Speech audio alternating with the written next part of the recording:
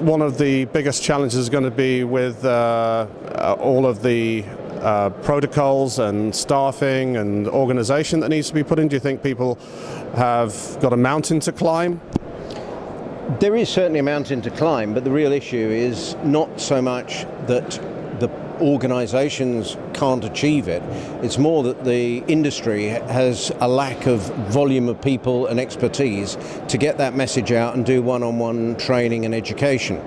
To that end, my own organisations are looking at the possibility of some online training for the small, medium enterprise end of the market, where we believe that there's going to inevitably be a gap. We've got to bear in mind that it's only 11 months away before GDPR regulation hits.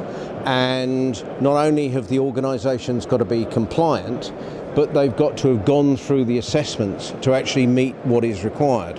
And that requirement space is something that's not very well understood, certainly by the people who've got to meet those regulations. What do you think the communication strategy should be from the commercial sector?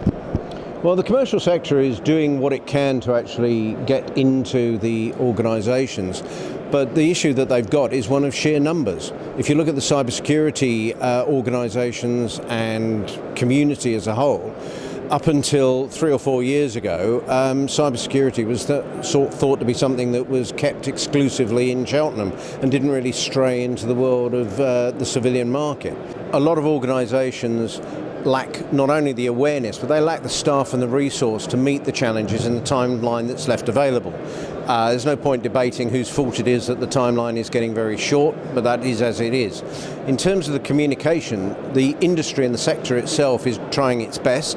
One of the options that we're looking at is social media and digital media, communications on video communications such as this, but also a more corporate push of what is out there. The real issue is that with the best will in the world, if every cybersecurity professional was deployed 24/7 between now and May 2018, it's unlikely that we'd achieve 100% coverage. So alternative strategies need to be looked at, such as online training and online awareness.